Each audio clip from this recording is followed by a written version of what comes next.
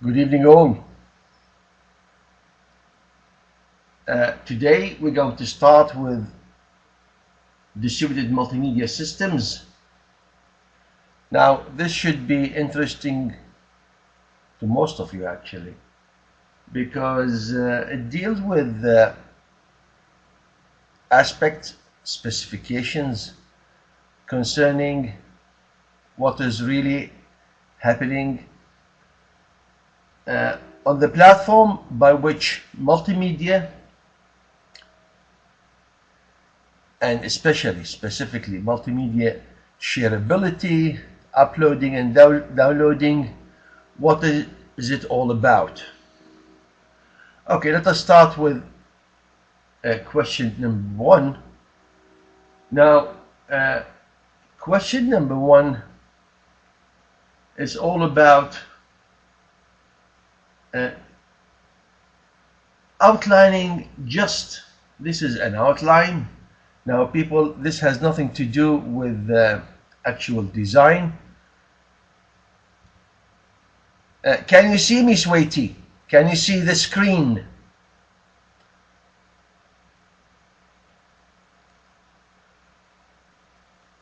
Okay, there is no answer.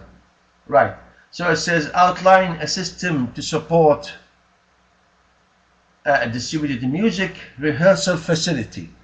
Now this is just to let you know that there is sound concern, sound, music, call it whatever you want, and it says suggest a suitable quality of service, QFS requirements. This is in relation to hardware, software configuration that might be used. So this is just a spec question in concern with sound. Remember, with sound comes quality. We are talking about an example depicted from a rehearsal facility. Just say, let us say, a number of musicians. Okay, Zan, can you hear me, Zan? Hello?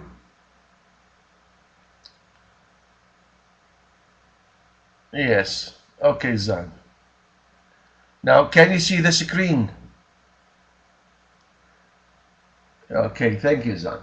Okay, so in answering this question,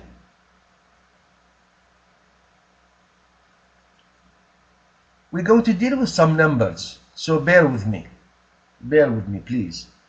It says this is particularly demanding interactive as in real-time processing, and you have to think of the access time and the delays. So we're going to give some numbers. Now those numbers are real, believe me, those numbers are real. So it says a round-trip delay of less than 50 millisecond, is required for such application. This is actually the minimum requirement. Now if there is video and sound, apart from the speech, if there is video and sound, so video and sound should be tightly synchronized. Otherwise you'll have some sort of unsynchronization or asynchronization in between the video frame itself and the speaker, or the number of speaker, or even the instruments. So video and sound should be tightly, this is why it says tightly synchronized, so that you can use visual signals and audio signals in conjunction with each other. Otherwise they will have a mismatch. Obviously large or high bandwidth are required, so bandwidth should be suitable for the cameras, be it high definition or just normal cameras. And for example, bandwidth can vary between 1.5 bits per second for video stream, and obviously the 44K bits per second. This is for the stereo, and you usually require stereo channels for your sound. So 1.5, again, this is quite moderate, it is average, and 44K is for the stereo broadcasting. Loss rates, you should think of loss rates, otherwise your whole system might collapse after a while. So loss rate should be low, but not necessarily zero, because you do have some sort of compensation along the channel. Now this compensation not related to compression clearly, but this compensation is somehow confined to the intelligibility of the recipient. You can, as a receiver or recipient, tolerate some loss. Okay, so back to the quality of service. So the quality of service, or QFS requirements, these specifications are tailored so that the actual application itself, or the actual system specifications, follow very strict type of management, and this is all to do with the actual final produce or output. You don't want your output to fluctuate too much. You might be able to acquire some fluctuation. Remember, we were talking about loss. But quality of service actually will draw people to, or actually will draw them from, that particular service.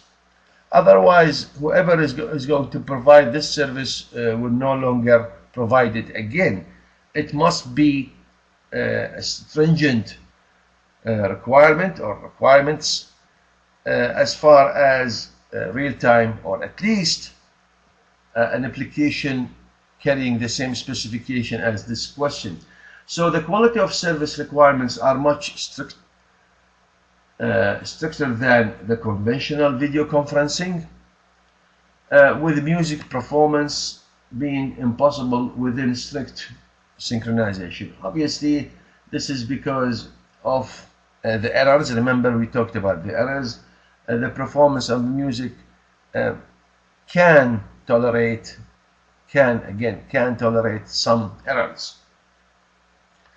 Now, for the management part, from the software side, a software environment would include the management, or at least the quality of service management, with the resources contracts. Remember, buffers, lines managements, and buffer managements is part of the quality of service. This is all to do with part of the management in the quality of service. So the operating system, the actual kernel or distributed operating system at least, in regard with network management, should provide those quality of service guarantees. Otherwise, as I said, the whole system will just collapse. Now, for examples, to give examples of some of the quality of service that can be provided by operating systems, as actually a number of operating systems that are available will provide such. So a few general purpose operating systems provide such quality of service at the present. Those are general purpose, unless they are dedicated. Now, when they are dedicated, it's a different story. But then again, with dedicated operating system, they will be only able to be used in a small domain. Okay, now current technologies that should be suitable, since it is a quality of service thing, so you need high speed data exchanges. ATM is one of them. Asynchronous transfer mode, ATM. Asynchronous transfer mode networks. High speed packet exchange system. Actually, it is called packet. It is really cell switching, 53 byte packet / cell switching system. This is a high speed exchange or data exchange system. PCs with accelerators, hardware accelerators, obviously with software too. So PCs with hardware for MPEG, moving picture expert group, and MJPEG capabilities. And lastly, the operating system itself. Remember the guarantees for high quality, or at least quality of service, that can manage such bandwidth. So real-time operating system with support for high-level software development. Now Corba or Java, both of them are good enough. Currently the majority goes to the trends of Java in terms of real-time operating systems.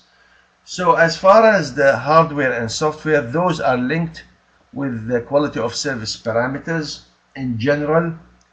This question really deals with sound. It introduced video too for the sake of the argument. So as you can see, there are a few numbers that should be actually you should make note of those numbers, because those numbers relate to the minimum requirements for a quality of service that can draw a line for an application such as distributed music rehearsal facility.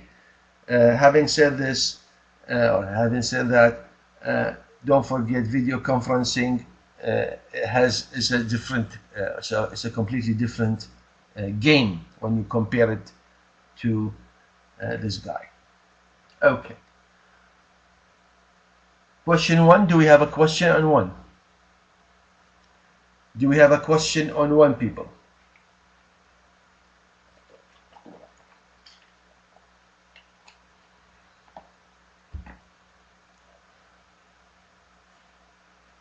Okay.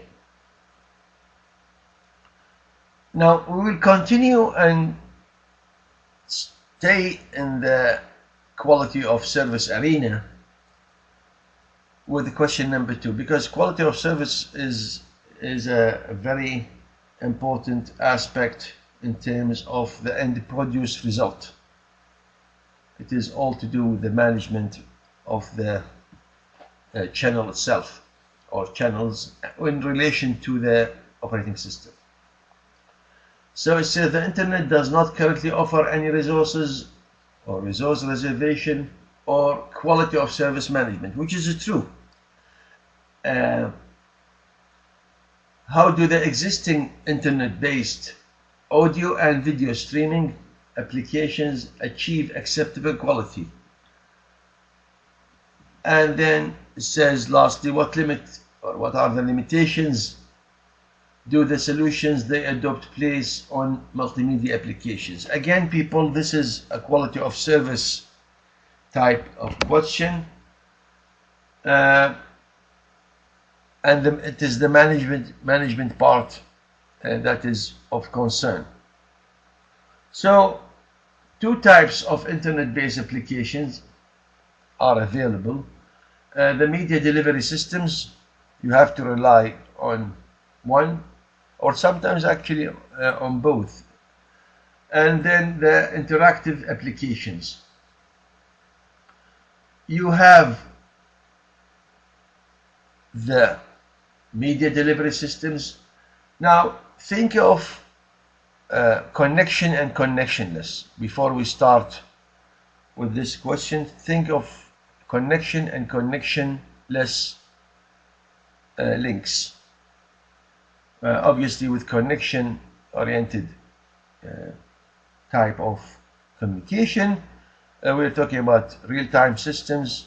With connectionless, you can somehow deal with offline particular of applications. So think in that track for the quality of service. Okay, back to A, media delivery systems. Now, examples of that are music streaming, internet radio, and TV applications. Now, believe me, those might not be 100% real time. They might be quasi. There might be a delay. This is why when you switch on to, let us say, a TV application on your PC, you will notice a slight delay. If you compare it to the actual stream of your TV, what you receive on your PC, what you receive on your TV, you will see the slight delay. This is to do with the buffering aspects of the application in both streams, i.e. TV based and PC based. Back to A. Now for type A, the main techniques used is traffic shaping. Obviously, now this is, as I said, real-time, quasi-real-time type of application. So traffic shaping is always present, and it is automatic. Flow control, window flow control play a big, huge part in this type of application. Buffering at the destination. Obviously, window flow control will deal with buffering at the destination. Typically, the data is played about 5 to 10 seconds after it's delivered. You should be able to compensate for this. Actually, people, when they listen or when they watch whatever on one set, they don't watch it on two sets. So you do not actually, you are ignorant with the fact that there is a delay. Nobody watches TV and the same show watch that show on his or her PC at the same time in the same room. You can either use one or the other. So the delay is not noticeable unless you want to do some experiments. Now, in regard with this type of delivery or delay, 5 to 10 seconds after delivery, this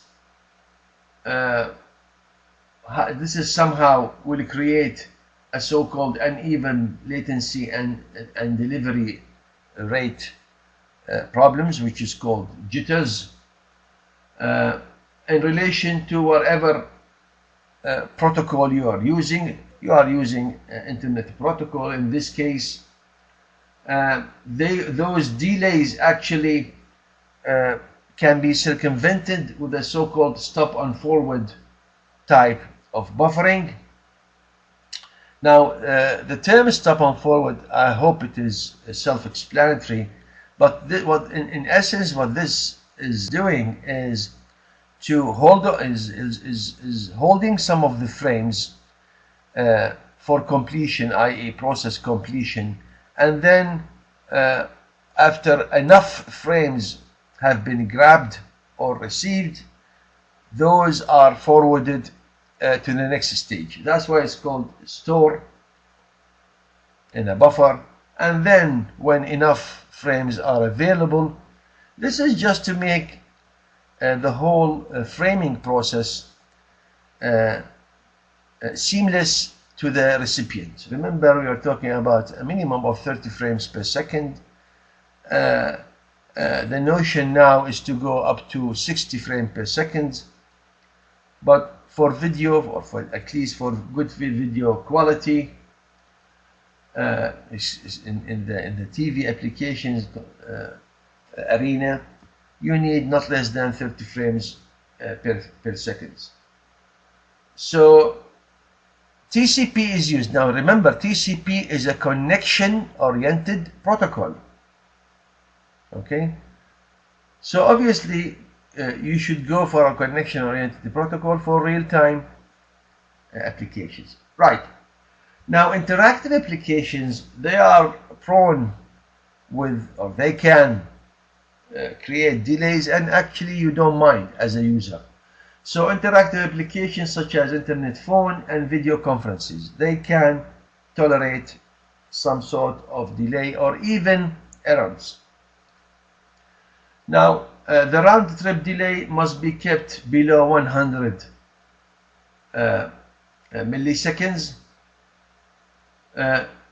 So the above technique which we just explained is not used. Instead, what was used is stream adaptation type of mechanism. Now this adaptation, i.e. It is a dynamic type of bandwidth management. Again, this is a dynamic type of bandwidth management. Now, in regard with this, video is transmitted with high levels of compression. Obviously, those will need decompression at the receiving end, and with this high levels of compression, it is reduced by frame rates. Sometimes they go down to 18 frames per second instead of 30, or maybe less. Audio requires less adaptation. For such an application, or for such output, a connectionless or UDP, user datagram protocol, is generally used. Now, if you compare the two, one, just to make things simpler to you, one is based on real-time applications, the other is based on offline. That is why when you carry out the actual tailoring of protocols, you resort to connection oriented for the first case, A, or connectionless for B. Now, as far as A and B, those two different scenarios, type A systems work reasonably well for audio and low resolution video only. Okay. Now, with type B, the results are usually unsatisfactory because of the unconnection or the connectionless type of the protocol being used, unless this will be okay, unless the network routes and operating system prioritize the mechanism of those chunks of information or bits of data in a much better way. Now, usually what this means that you have to buffer, or at least you have to have a buffer management that is suitable for this high rate data information. Remember, this is below 100 milliseconds. It should be kept under 100 milliseconds, the round trip. Now, if you compare this with then what's really happening when you compare it to real applications, 100 milliseconds is not bad, but then again it will need quite a bit of management from the operating system part. Remember, quality of service management must use prioritizations. It must have interrupt priorities.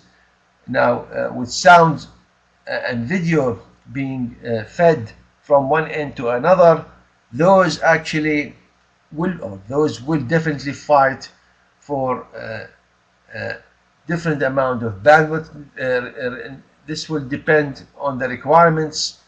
I can give you many examples. If you watch YouTube, actually, you try it out when you change from a normal definition to a high definition.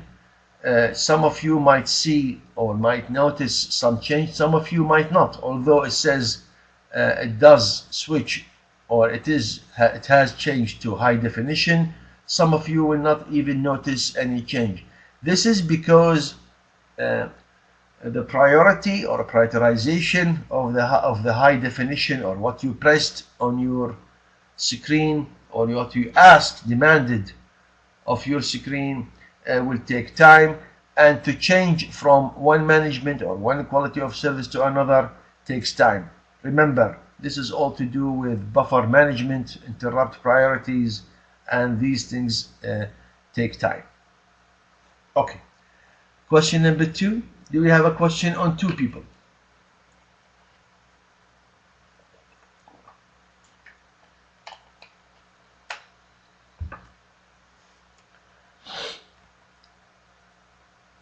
Okay, you seem to be very quiet today. Some of you are not even answering. I hope you're there. Number 3, it says discuss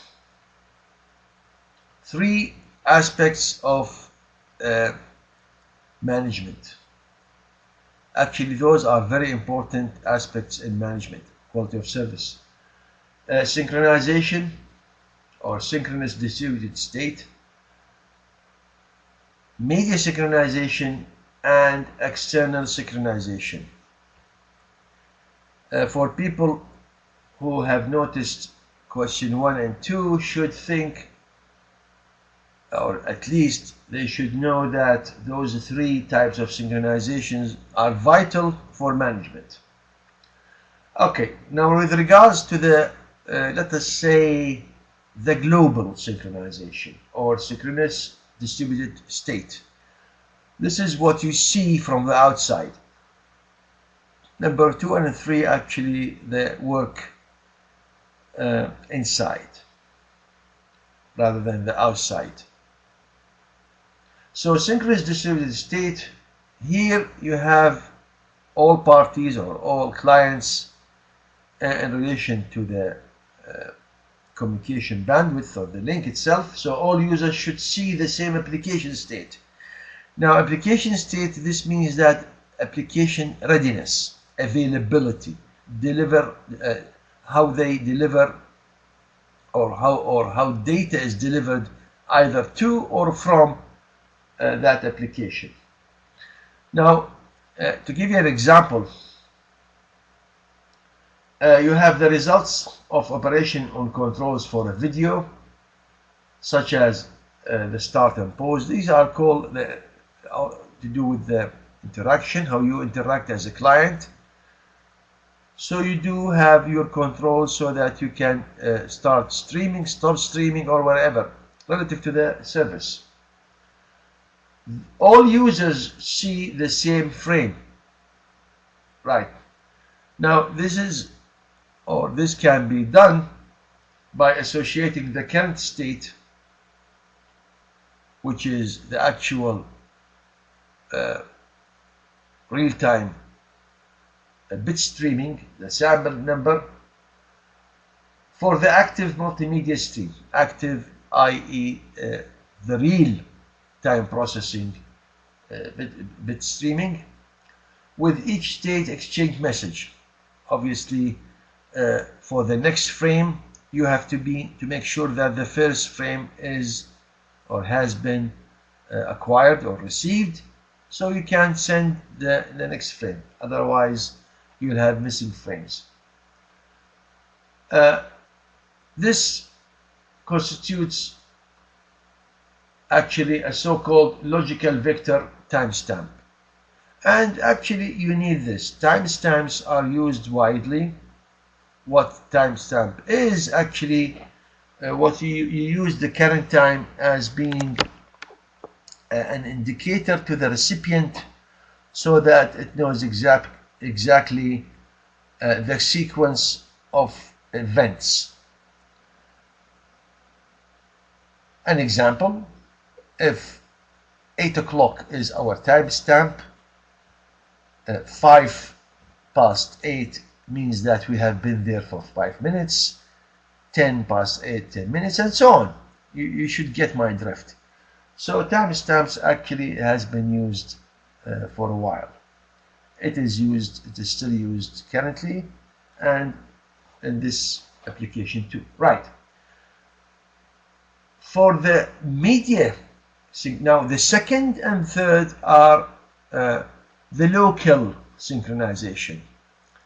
The first one is the global, i.e. the relationship or the overall relationship between clients and servers. The quality of service management synchronization part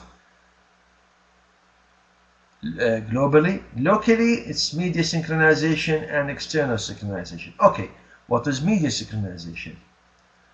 Now, with media synchronization, you have some certain streams which are closely coupled.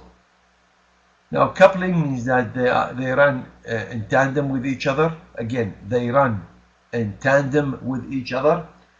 So the audio that accompanies a video stream, they should be synchronized using timestamps embedded in the media data. This is one part. This is the media synchronization, i.e. this is why I said it is local. This is in concern with the audio and the video and how both are stuck together, or how do you stick those two together in synchronous, and how they are managed.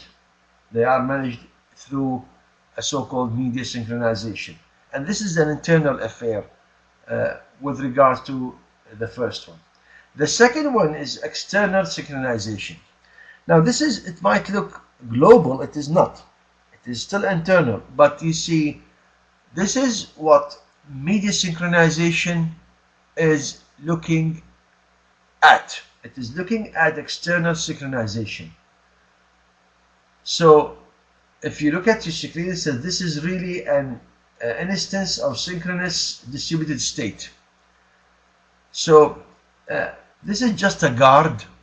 Believe me, this is just a guard to the media synchronization, both of which, media synchronization and external synchronization, are under the command of synchronous distributed state.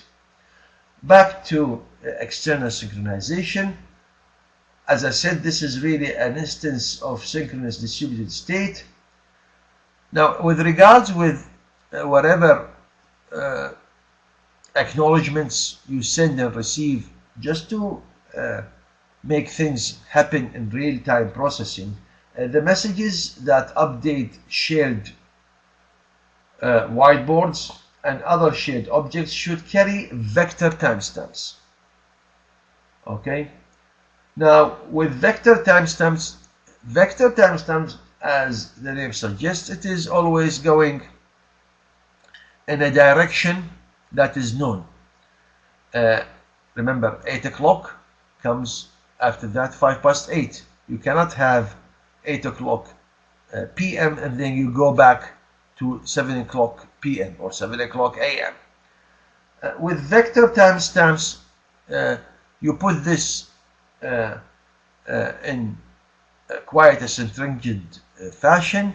So you look for the current and you always look for an update. You don't look back to previous frames, always looking for the coming frames. This is what vector timestamps is all about. Here, in which a vector clock algorithm is used for generating a partial ordering. Remember, ordering 8, 8:05, 8:10, of events in a distributed system and detecting causality violation. Now, causality is to do with some sort of feedback. If there is a delayed version, this is a violation. You always look forward. Giving the status of the media stream, i.e. giving the current status actually. You always are up to date. If you are not up to date, the whole system will collapse. Actually, it won't be called a real-time system, and your synchronization is not working. So one way of work to provide synchronization, actually in this case for the last type of synchronization, event synchronization, is by vector timestamps. Question number 3, synchronization. Do we have a question on 3 people?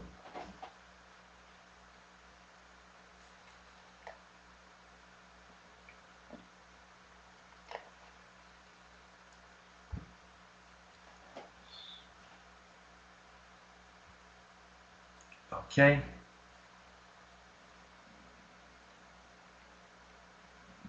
Right. Number 4, it says this is a shift actually from 1, 2, and 3. Number 4 is a shift. This is actually is more concerned with hardware. Okay.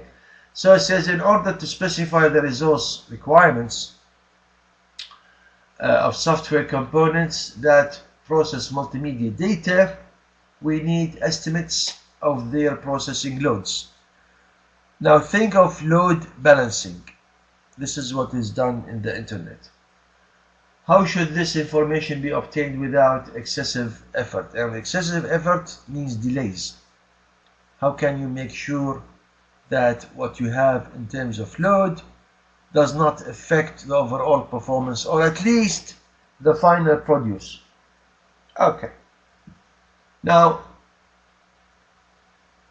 it is bandwidth, so the main issue is how to measure or otherwise evaluate the resource requirements.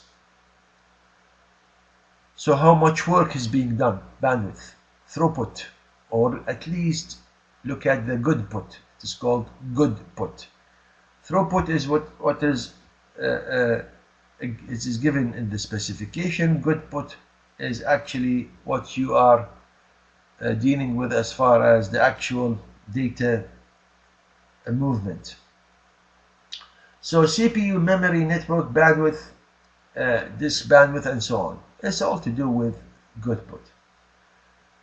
Those in relation of the components that handle multimedia streams without a lot of manual testing. Now this will mean that everything should be done automatically without a client or administrator interference, because you see, you cannot interfere every now and then. You might be able to interfere at the start or if things go wrong, but you don't want to interfere all the time. You should have some sort of mechanism that is, or at least it should let itself work out all the nuts and bolts of the whole mechanism. So a test framework is required that will evaluate the resource utilization. So resource utilization, as the one we saw above, CPU, memory, and network bandwidth, and so on. There is a test. This is actually used at the beginning of the system design, and it is used during maintenance for actually this is used for maintenance purposes, for preventive and corrective types of maintenance, and it is used in some cases once a week or once a day. It depends on what sort of system you're talking about. Anyway, so a test framework is required that will evaluate utilization of the resource utilization of the running events or components. There is also a need for resource requirement modules.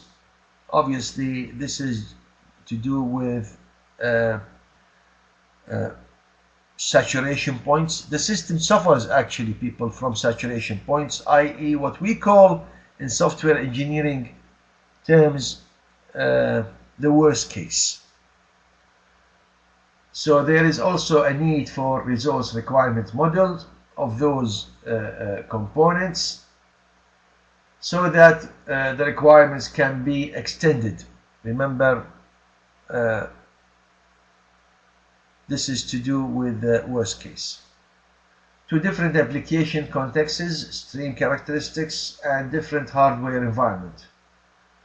Now this is all to do with hardware performance parameters.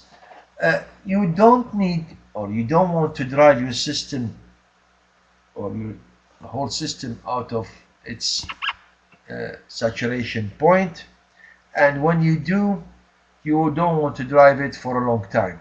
That's why you have to have some sort of allowance for the system being driven once in a while, or at least for test purposes, just in case if the system suffered from a so-called congestion, data traffic and so forth. This is highly dependent. Currently it is highly dependent on the hardware, or on hardware issues rather than software. Software tends to complement the hardware. In this case, software can do nothing if your hardware suffers from some sort of limitations, at least for some of the time, or some time when there is a high traffic or highly congested traffic that cannot be handled by that particular hardware. Okay, number 4, people. Do we have a question on 4?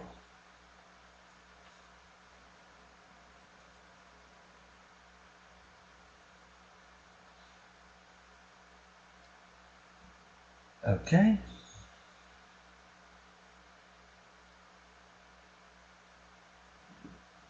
Okay. We're still moving in different types of areas, but they are all, or those areas of management still are present. So it is a management question, or that deals with data management. Tiger systems. It says, how does the Tiger system cope with many clients or requesting the same movie at random times? So what is a Tiger system? A Tiger system, T for topography or topography, integrated geographic encoding and referencing. Now topography here relate to the area of coverage. Okay, so is a setup, this is a setup system used, or this is a setup at least in a system used to illustrate land attributes, covered areas, or at least how much area you can cover, such as road, buildings, rivers and lakes. Tiger system. Okay, let us deal with the clients. So if clients arrive within a few seconds of each other, remember when we were talking about congestion, think of the word congestion. If clients arrive within a few seconds of each other, then they can be placed sufficiently close together in a schedule. Okay, now this schedule it has a priority depending on the client itself, but let us say that we're talking about the schedule in general.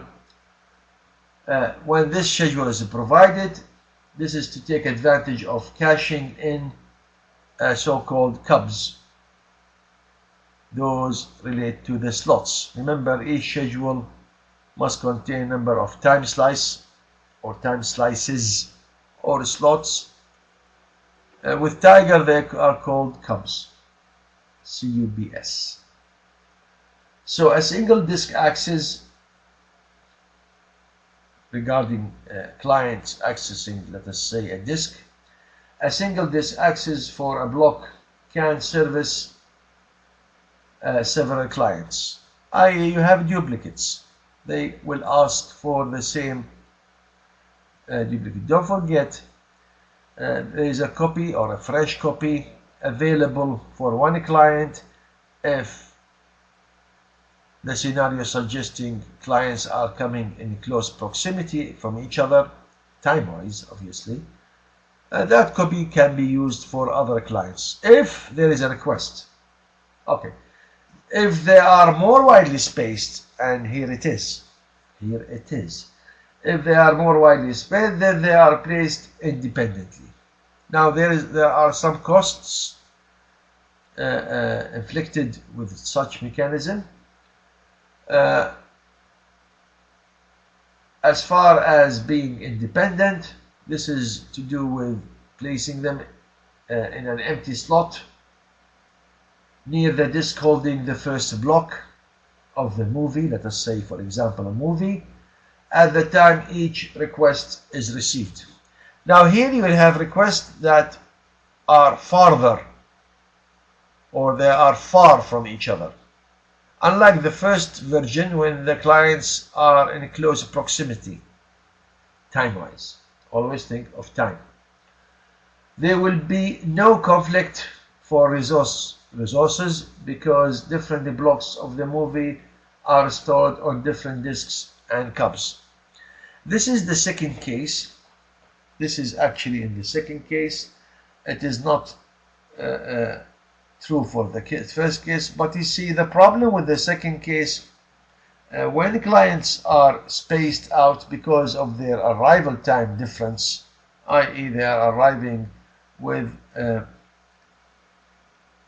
let us say a time slot or time slots that are far from each other, unlike the first case, it might sound that this will be easier to manage, but then again, resources, the whole process utilization or the system utilization is far more or less than the first case. And you have to think of resource management slash system utilization because this is all money, people, i.e.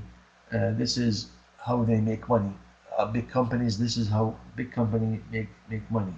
They are trying to stuff as much as possible client-wise with as much as possible data-wise and try to manage those in some stringent way using resource management.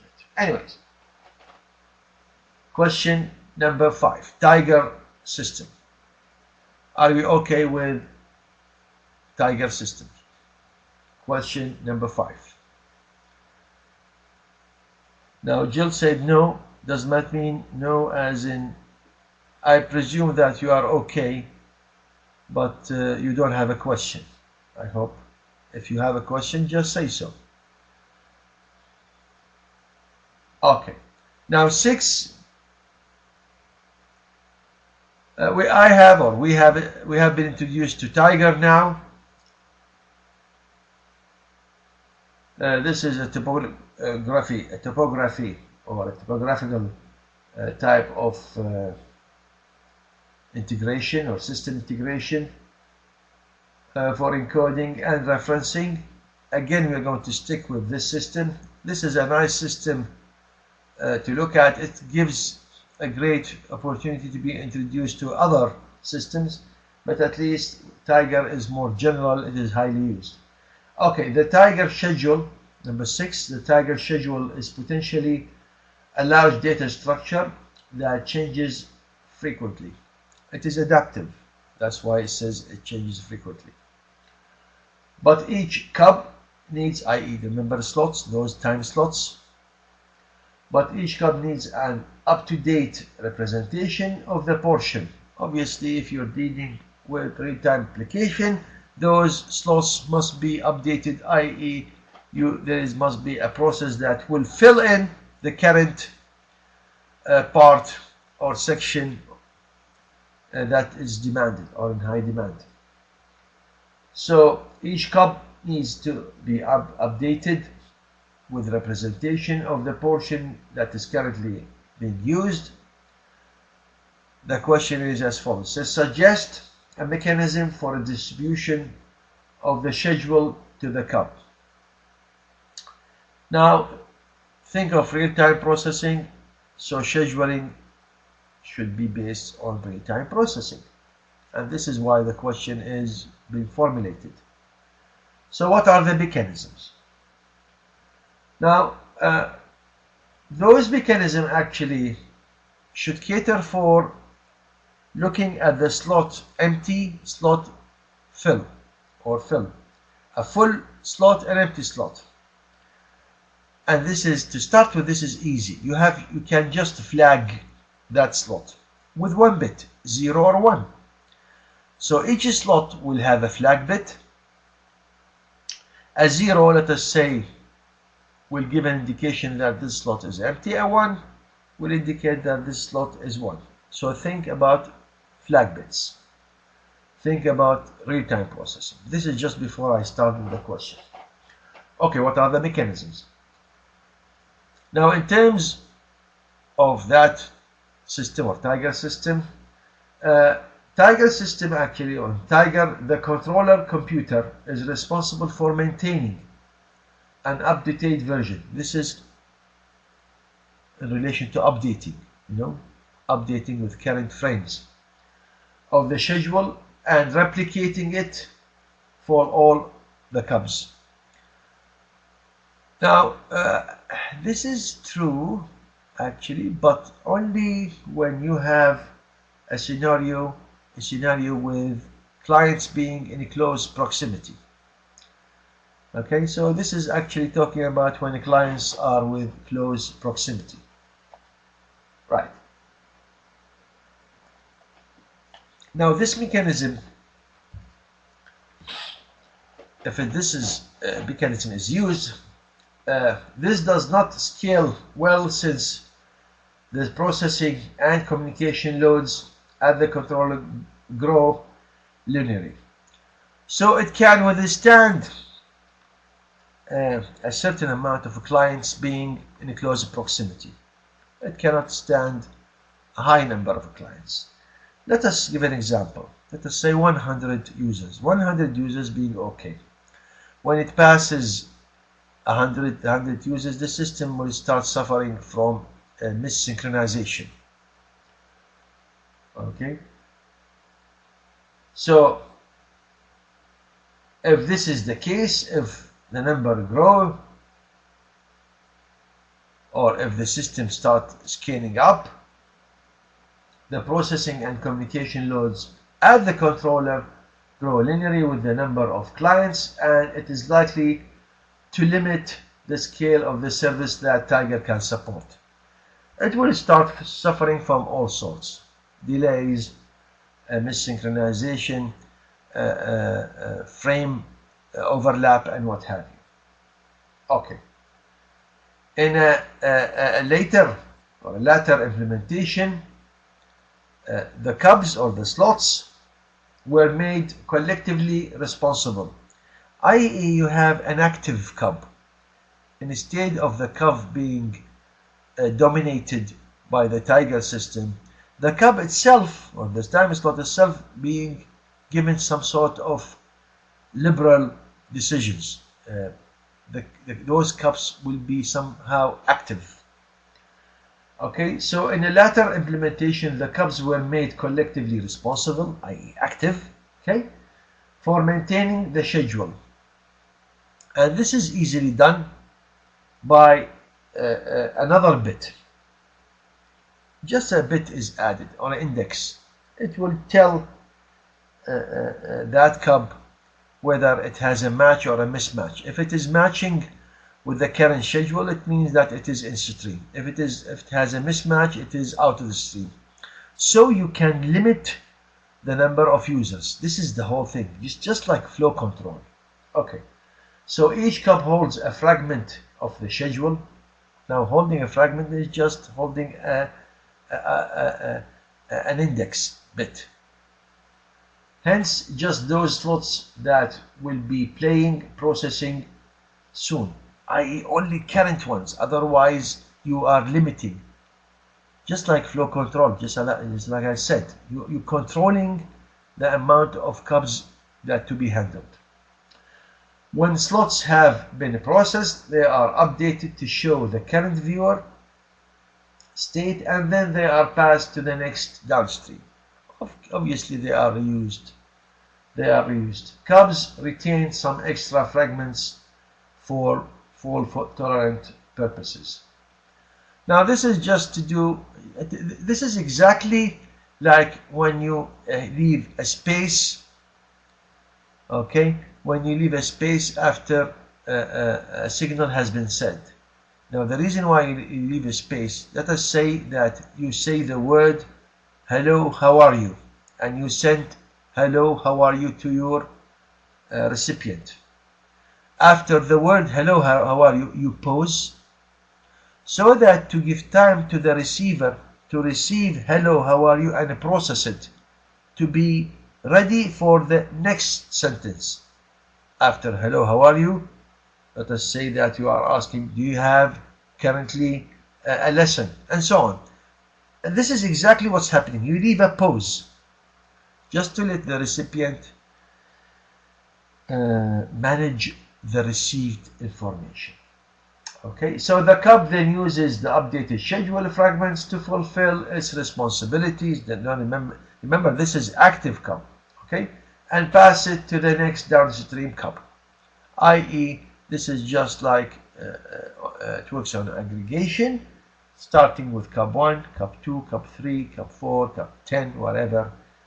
But there are limits, and the whole question is actually formulated towards how to control the CUBs, being given some sort of dynamic type of processing power, i.e. the CUBs now are dynamic, they are active, and limiting the number of CUBs and distinguishing CUBs from each other, i.e. active CUBs from inactive CUBs. CUBs, we are referring to CUBs as time slots, as you know. Okay, question number 6, people. Do you have a question on 6?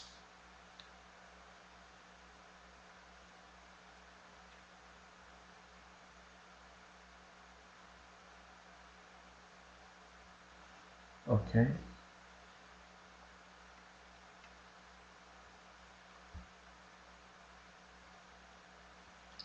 Number 7. Now 7, we are back at the quality of service management of certain exchanges, namely in this case it's ATM. Okay, it says when Tiger is operating within a failed disk or CUB, okay, let us say that there is somehow a mismatch, or there is a update, or updating has not been done correctly. When Tiger is operating with a failed disk or CUB, secondary data blocks are used in place of the missing ones. Secondary blocks are n times smaller than primaries. Now n times refer to the following, where n is the decluster factor. The question is, how does the system accommodate this variability in the block size? Let me re-explain the question. The scenario is as follows. You have slots. Now those slots, the slots we are talking about, are dynamic. They should carry an index showing that this slot is full or empty. We passed this by just providing a flag bit. What is this question is on concern is that whether this CUB has failed or not. Now failing, a failure or a CUB failure or a slot failure means that what is carrying either the wrong frame, or it carries no data while it should. It carries no data while it should have carried some data. This is the failed CUB scenario. Okay. A decluster factor, this is just to circumvent such an event. This is just to circumvent such an event. So a decluster factor is a measure of the ordering of an index Now remember, we talked about indexing. This is as far as the ordering of the cups, ordering of the slots. So a decluster factor is a measure of the ordering of an index in comparison to the table that it is based upon. So whether there is a mismatch or not, it's as simple as this. Remember when I said you always have a reference you look for? How do you find that this cup has missing information? By comparison. Okay, now we are actually concentrating on the decluster factor.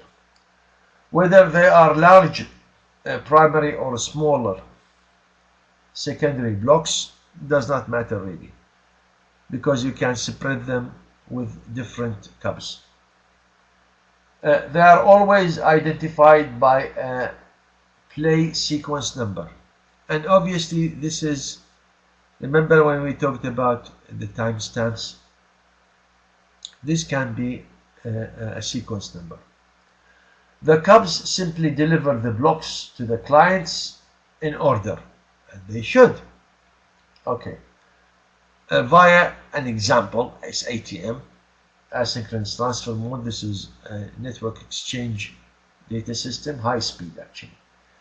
It is the client's responsibility to assemble them in the correct order. Obviously, since they are ordered, i.e. there are some sort of a numbering plan, you can reorder them at the receiving end or at the client end. And then to extract the frames from the incoming sequence of blocks and play the frames according to the play schedule.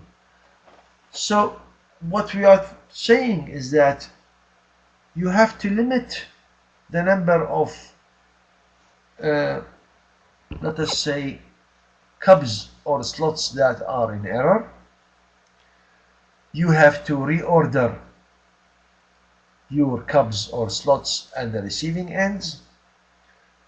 This is all done actually by the decluster factor. Now the reason why it's called the decluster factor, this is just to let you know that the cubs are free from being sent sequentially. It is up to the receiver to reorder them.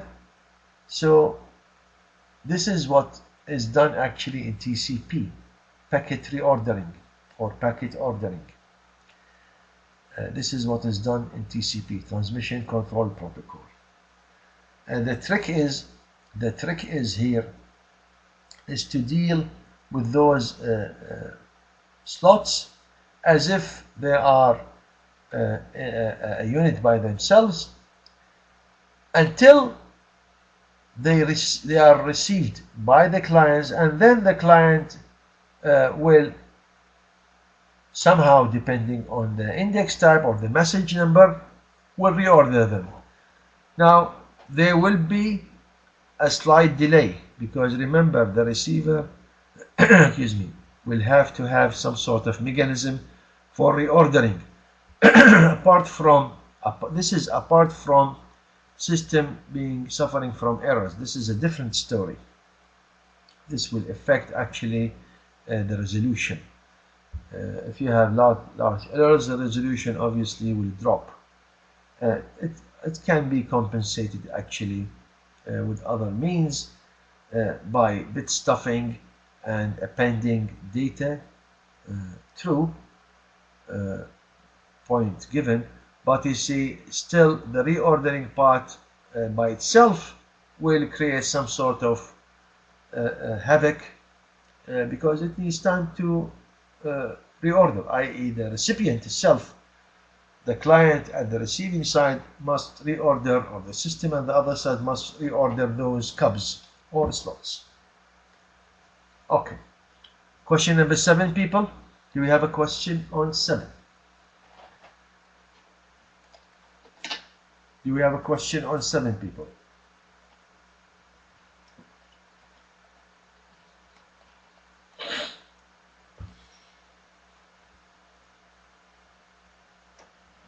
Okay. Question number 8. It says, discuss the relative merits of the rarest first download policy and the BitTorrent in comparison to the more traditional sequential download approach. So I'm sure some of you have seen BitTorrent. This is a downloading type of policy mechanism that is used to download files. So what are the merits of the rarest first download policy in BitTorrent in comparison with the more traditional sequential policy or download approach? So what is BitTorrent?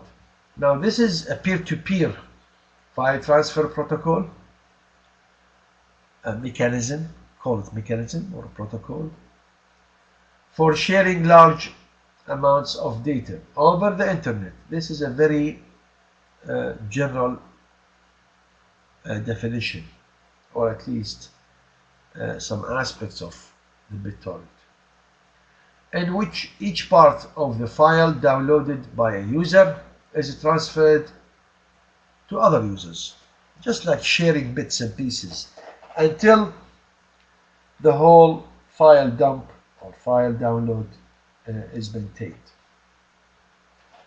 So BitTorrent schedules downloads. Now, this scheduling actually will depend on the number of clients and the available bandwidth. So you might start receiving downloads, and sometimes you might be asked to wait, or sometimes the whole download may fail. So this is not 100% type of download guarantees that you'll get whatever you are asking. So BitTorrent, this is just something that I wanted to say before I start reading this sentence, the next sentence, because it shows here. So BitTorrent schedules downloads according to a rarest first policy.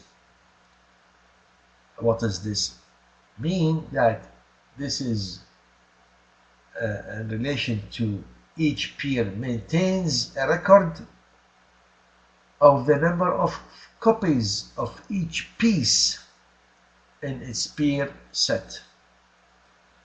Now this set refers to the set of connected peers, current.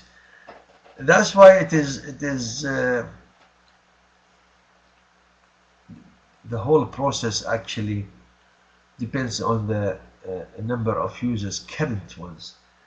It might sound very unstable, and actually sometimes it is very unstable. Okay, and this is based on this data structure. Schedules downloads by randomly selecting a piece from its rarest piece set. This is just to make things happen easily, and you might see users starting to receive dumps or downloads fast, and suddenly the whole thing start to get slowed down, and after a while it will start. This is all because of the updating of those sets. Okay, if this is mechanism, or if this mechanism is used, this ensures that rare items, including new items, obviously, spread quickly. Remember when I said you see clients receiving data quickly, and sometimes after a while things will start slowing down. So this ensures that rarest item, including new items, spread quickly, and hence this significantly increases the availability of pieces of data. Now, pieces of data that are available, okay, they have sets. The sequential download policy has no knowledge of availability of data. Actually, of data that is not already received by the client, obviously, and hence it is not tailored towards this particular outcome. That's why you suffer from delays at any time. You might be getting downloads fast, depending on the number of clients, and then again after a while you might not be receiving that much of data, and then throughput start increasing and then back. It goes actually back and forth. That's why sometimes you have to submit a job, and you will be placed in a batch for downloads. So you start your downloading today, maybe in 2 days you'll get your downloads. It's possible. Actually, it gives you time, or it gives you an expected time for the whole data to be received, and it gives you usually in hours, 20 hours, 30 hours, 1 hour, what have you. Okay. Question number 8. Do we have a question on 8, people? Excuse me. Excuse me. Do we have a question on 8, people?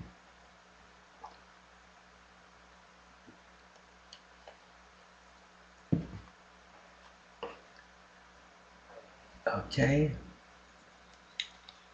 Right. Number 9. We're going to stick with downloading file downloads as follows. It says both ESM and Cool Streaming. Now those two are systems for downloading files. So it says both ESM and Cool Streaming support streaming access to the same movie by potentially large number of users, and this is the whole idea excuse me, or for creating such type of mechanisms to accommodate for large number of users. It says discuss the strategies adopted by both ESM and Cool Streaming for managing such simultaneous access. So this is actually a direct question to the type of quality of service being provided by both. This is the whole story. This is asking what type of quality of service those two are providing and how such management is provided. Okay, let's start with the first one. What is ESM? Now, this is in concern with downloading with multi-users. So, end system multicast. Okay, this is logical. The name is logical. It didn't say broadcast. It says multicast, because this is just as making or giving allowance to other systems to multicast to, and you know, multicasting is a subsection of broadcast. That's why it says ESM. It does not say ESB. M for multicast, B for broadcast. This is point 1. Okay, so this is used to help organizations meet regulations. Now think of quality of service, regulations concerning data retention, management, privacy, and record keeping, and assist in managing storage networks and storage services. So basically you're talking about data retrieval and how to manage such retrieval. Now, as far as those services or storage services, you are given examples such as visualization, replication, mirroring. Now, mirroring is used for backup, as we all know. Visualization or virtualization is used for real-time processing. This is done actually in the cloud, on cloud management. This is part of the current cloud trends, virtualization. Replication, this is for the backup, as I said. Security, this is done actually all the way from A to B or from start to end. or at least that's what people like to think, that security is there, which is the problem with the cloud. Compression, well, compression is present, but it is not present all the way from start to end. It might be present here and there. Traffic analysis. Traffic analysis, actually, this is always done overhead, just to make sure that data arrival, at least data arrival, will be actually happening at the correct instances. Process automation, you would like to automate the process all the way from A to B. You don't like to manually tweak the system now and then. That's why you allow for automatic expansion. You allow for sort of system being active, active between quotes. Somehow you like it to be active by its own and not following specific software. And this is true actually people with the load balancing. You would like your packet finding, or at least trying to find its own way, if you have, or this system have some sort of a traffic congestion along the way. This is all to do with traffic analysis. Traffic analysis in conjunction with process automation. Storage provision or provisioning and other related techniques. Now this is a retrieval system. It is catering for data to be retrieved and is following such examples: virtualization, replication, the one we talked about. Okay, so ASM, back to ASM, its actuality.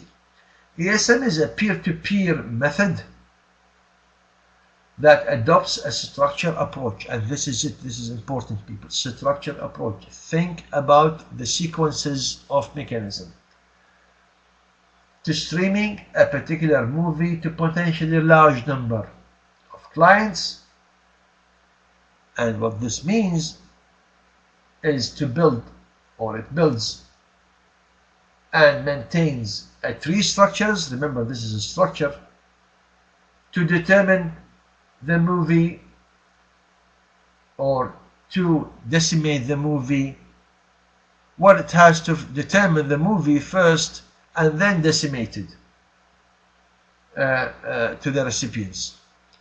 Now, the chunks and bits and pieces that is sent to the recipients are managed in a structured way. What does this mean? It means that no two clients, or no more, any clients will be treated unfairly.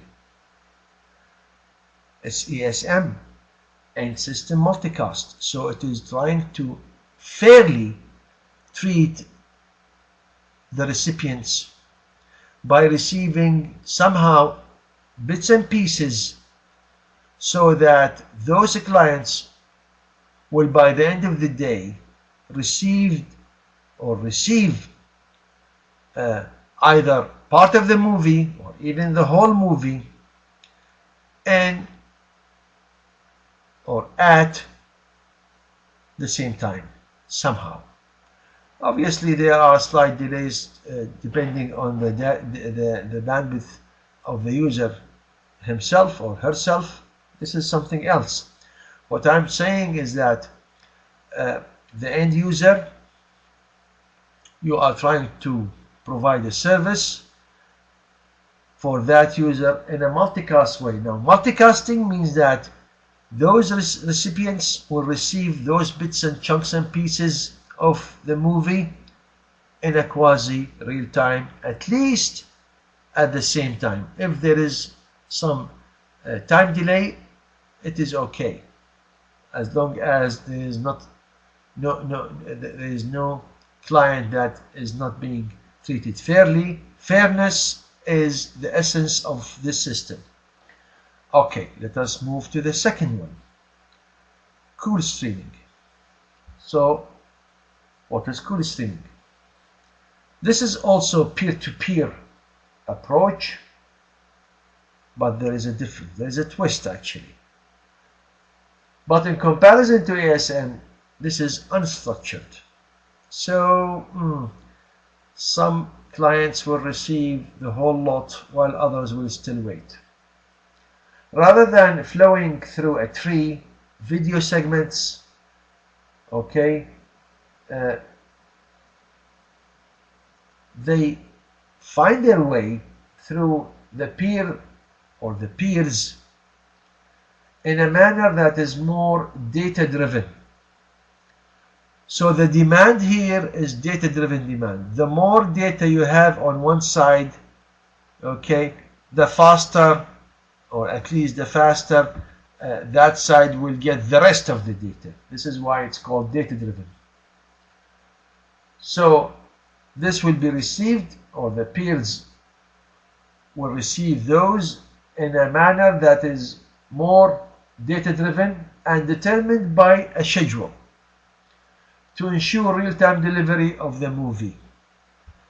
This might sound unfair to some of you, but at least what this is saying, it is saying that I will not stop until I will provide at least with a number of clients with the whole data. So some clients might not be treated fairly, but surely the others will get their required movie in a much faster response compared to the ASM. So ASM deals with fairness, cool streaming deals with the availability. Okay, so availability versus fairness. So this is determined by the schedule to ensure real-time delivery of the movie. Right. Now, this is less deterministic, in which the algorithm, or this algorithm relating to cool streaming, when given the same input information, will always produce the same output information. This is true. This is true only if, or if and only if, the same requirements are given, or at least the same quality of service is provided to the whole number of users. Otherwise, this statement is not correct. But what this is assuming, it is assuming that the system, or for at least for that session, the requirements are being maintained. Okay, so this is less deterministic in comparison with the above ASM, in which such algorithm, when given the same input information, will always produce the same output information. In comparison than a tree-based approach, but more resilient and robust to change. Now this is true because you see, with ASM, if you compare it as far as the quality of service, since it is trying to feed information to its clients fair and square, sometimes you fail. Sometimes you fail. So if this thing does not happen, or if something goes wrong, the whole ASM process actually will collapse. Unlike the cool streaming will think, or is oriented toward clients that are ready to receive, and they are capable to receive that data or that information, as opposed to clients that might not be able to receive that much of data in accordance to whatever they have of devices. This is why if you want to do downloads, try to know exactly, or well, do your best to know exactly where are you getting your service, and always do it late at night, so you don't have you don't have to compete for those cubs or for those slots. Okay. Question number 9. Do we have a question on 9, people? Do we have a question on 9? Actually, this is the last question. Again, I'm sorry, I have passed the 1 hour. But please, if you have a question, just shoot. Zan is writing something. Yes, Zan. Come on, continue. Zan is writing. Lee is writing. Yes. Oh, I thought you had a question. Right. If you have a question, please stay on. If you don't have a question, you may leave. But I am not leaving until the last person leaves. Okay, people? Thank you for attending. I'll see you next week. Take care.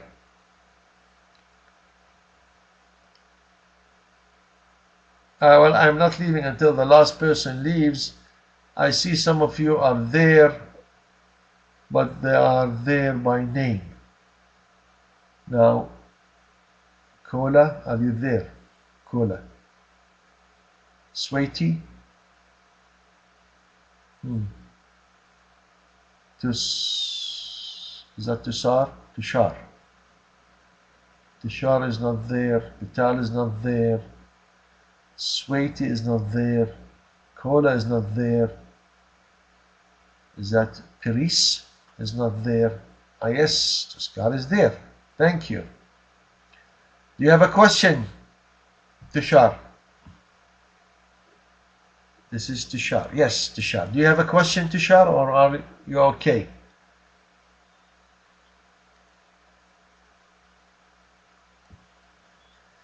Okay, my friend.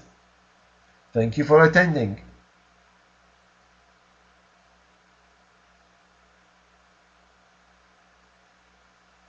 Sweetie, Kola, and Paris. None of you are here. Okay, people. Thank you for attending. I will see you next week. Take care. Bye-bye.